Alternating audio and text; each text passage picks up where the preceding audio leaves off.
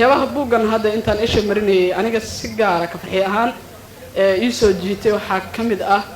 waayihii dambe waxaan u maleynayaa feminist waxa la dhahaa hawada naga qabsaday hablo yaryaro waxaa soo baxay dagaal cir iyo dhul cid ay kula jiraan aadan garanaynin oo isdhiririnta iyo maaragtay marin habaabinta iyo xaqa iyo xuquuqda ay raadinayaan oo aanan garanayn meel ay u doonayaan in yacni ay badanaa social media haystaan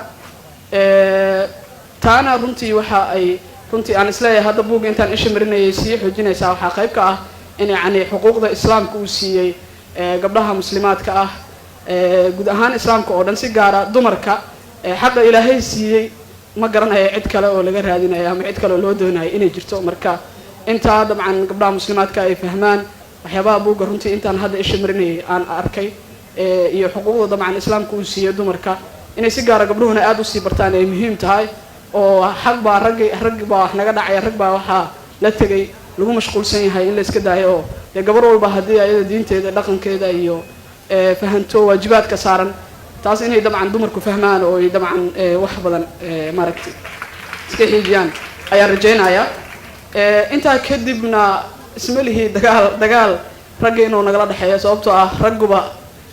sida ayagaba anaga noogula umayba ayagana anaga noogula umay marka dagaal maba jiri kara inaan heshiino oon gacmaha isqabsano oon meel kasoo wada toosno oon wax badan qaybsano ayay ku qurux badan tahay marka dagaalka uun inta khilaafaadka la xidhiidha ama waxyaabaha la isku qabta ha noqdo laakiin dagaalka kale si guud u dhexeeya inuu halkaa ku baabao ayaan rajaynaya mawduuca labaad aniga si gaara runtii ii xiise geliyey waxa weeye faa'iidooyinka guurka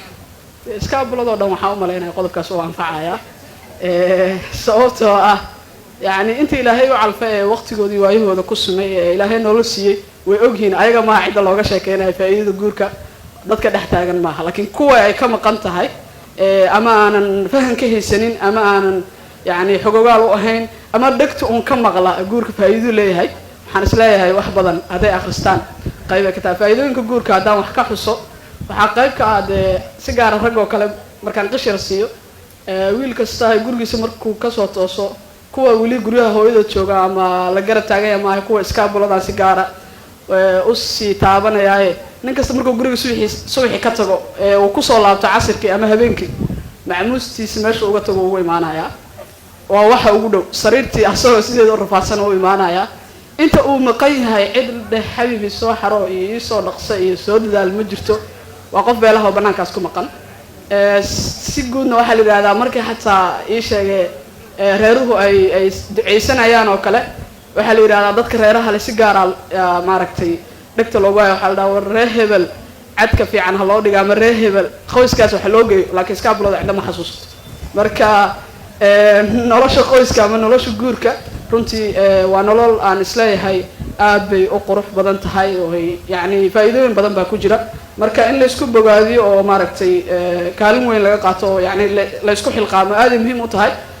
waxa laga yaabaa sida daay gudoomiyaha uu ka dhawaajiyaba in Soomaalida dib kugu wanaagsan waxa waaye qofka hadaa kala hadasho wax muhiim u ah noloshiisa kow adoo ka bilaaba horta asaga reer ma leeyahay ayada reer ma leedahay waxaan loo joogana ku meereystaa si guud waxa fiican hadii qofka walaalka ay wax faa'iido leh uu ku sheegayo inta faa'iidada leh ee ku anfacaysa adiga inaad ka qaadato noloshiisa kale inaad u duceyso baad leedahay inaad daba gasho ma santii garab wanaagsan